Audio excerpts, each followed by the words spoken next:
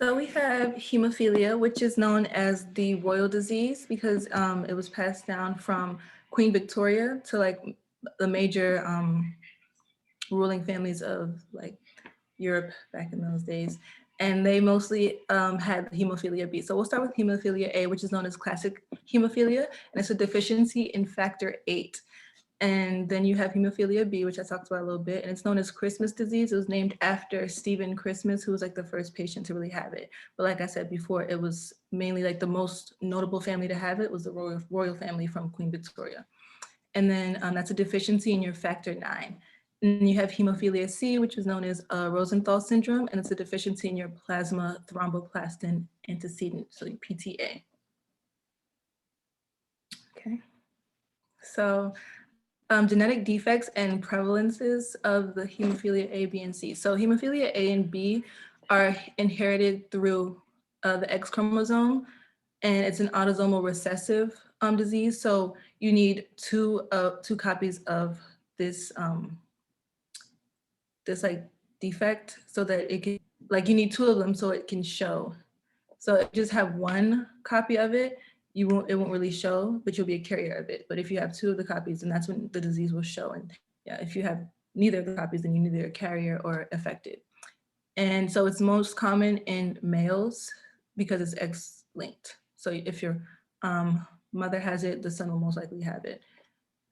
And so then you have hemophilia C, which is primarily inherited, but it doesn't follow the X-linked pattern that hemophilia A and B follows. So this is a mutation found on your chromosome 4, which is a non-sex chromosome.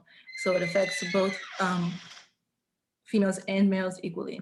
And it's predominantly found in Ashkenazi Jews.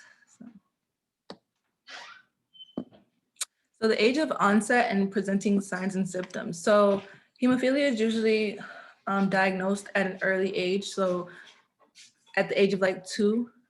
But for mild hemophilia, it can be diagnosed at 3 years, and then mild hemophilia about 8 months, and then severe hemophilia 1 month. So the presenting signs and symptoms, you would have like excessive and unexplained bleeding and nosebleeds. You have a lot of deep cuts and large bruises, and then you'd have pain and swelling or tightness in your joints, specifically like your knees, and then you have blood in your urine or your stool. And then with infants, you would notice unexplained irritability. So the 1-month-old would come in and you fed them and you've changed them, but they're still irritated. So you have to look and try to see what's really going on with them. Okay, so I'll kind of go into the physical exam findings. So some common findings in hemophilia, systemic findings are tachypnea, tachycardia, hypotension, orthostasis. And some other findings you'll see commonly in different patients with hemophilia depending on the severity. Some musculoskeletal tenderness, you'll see when they try to move their joints, they have a pretty decreased range of motion, limited range of motion, and it's also very painful when they try to move their joints. You'll see joint effusions and warmth when you feel. You'll see bleeding in the joints or hemiarthrosis, and then prolonged like nose bleeding, oral bleeding, or GI bleeding is a very common indicative symptom of hemophilia. And you can also see hepatic and splenic tenderness.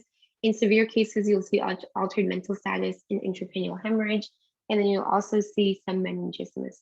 So this kind of goes into the different levels of severity. So the severity is kind of defined as how much factor activity you have.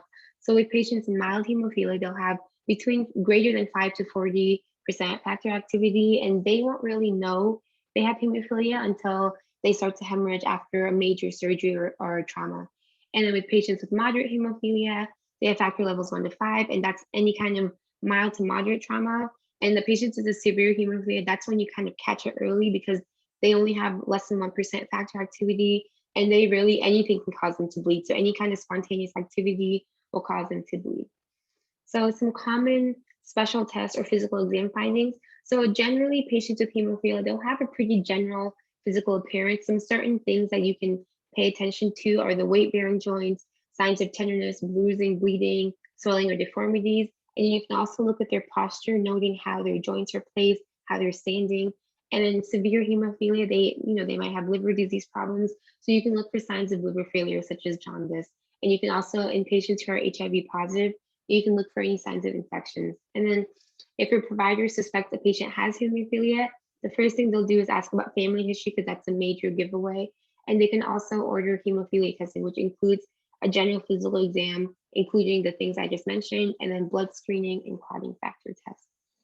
And then this is a schematic of a child with hemophilia, things you might notice. So you can look in head and neck, you'll see like bleeding from ears or nose. It's a pretty common giveaway. Stomach, you'll see definitely red or black stools, indicating GI bleeding and other bleeding. Joint, you can see a lot of bleeding in the joint, kind of swelling in the joint. Spinal cord, you'll see weakness or pain, and then a lot of muscular symptoms that you may see, like limping, not willing to use that affected arm or leg. And some other associated diseases with hemophilia are von Willebrand's, vitamin K deficiency, and all these other ones. So you can see in the different clinical manifestations that it has. So with hemophilia A and B, you most likely always have these. So you most always have the joint bleeding, the GI bleeding, GU, skin bruises, deformities, and the muscle hematomas. Whereas in von Willebrand's, which is commonly mistaken with hemophilia, they're very similar. You can have plus or minus. So you can have these symptoms, you may not. Whereas with hemophilia, you almost always see them. And with hemophilia, another thing is you'll most likely always have a skeletal deformity. Whereas with all the other diseases like the vitamin K, the warfarin, the platelets, and the liver failure, you usually do not have any skeletal deformities. So this is a kind of a chart showing the different things you can have. All right. And so then before I touch on to our differential and, workup in someone that you suspect might have hemophilia, we're going to just talk about who you should generally test. And, because it's autosomal recessive, you want to test male infants who have the hemophilic maternal pedigree. That's with symptoms or without. All daughters of affected males, carrier mothers, and pretty much adolescents and adults who develop excessive bleeding with trauma or around invasive procedures. And then we're just gonna go into the workup. So what should you kind of order? So obviously the PT, which will assess clotting function in the extrinsic pathway, and then the APTT, which will assess those in the intrinsic. So, our main hemophilia A and B. You also want to take into account like platelet function, so their count, the functional assessment, so how they're working, and then the fibrinogen functional level by clotting assay. And then pretty much, so those are the things you want to order, but really what is on your differential?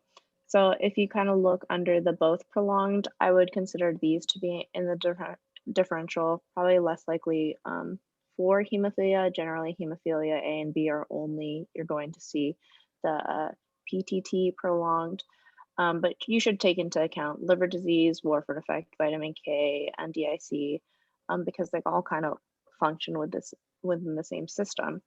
But really on the more towards the right, for those that are just PTT prolonged, you're really going to think about those factor deficiencies 8 and 9, so our A and B. And then you'd also consider von Willebrand's disease. And so our next slide is kind of just going to touch about the common crossover, and Pallavi mentioned too that von Willebrand disease is generally confused for hemophilia A, because so you'll see a lot of the times factor 8 deficiency kind of for both. But major differences is that von Willebrand disease is autosomal dominant. So pretty much when you have someone who's affected versus unaffected, their children have a 50% chance of obtaining it. And then really von Willebrand's disease is lack of von Willebrand's factor, which it will cause confusion between hemophilia A because it's the binding protein for 8. So if you don't have that factor, the likelihood that you have a lower level of 8 is definitely possible.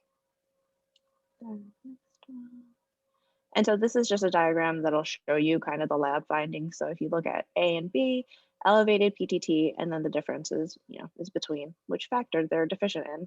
And then if you look at von Willebrand's disease, you'll see that it can have a normal PTT, but also can be elevated. And then same with the factor 8, could be low, but also could be normal. And And then we're just going to touch on treatment.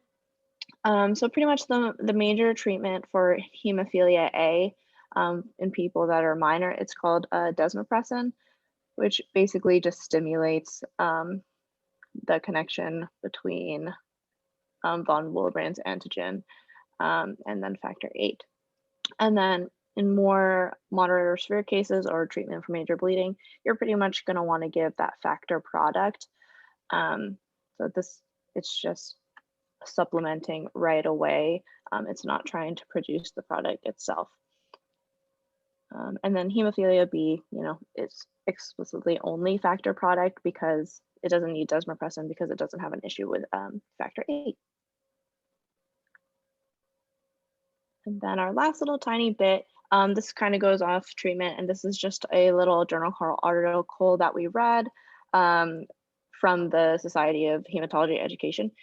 And it's talking about gene therapy, which I think is pretty cool because one of the biggest issues with people that are suffering from hemophilia is that they have to receive infusions 2 to 3 times a week.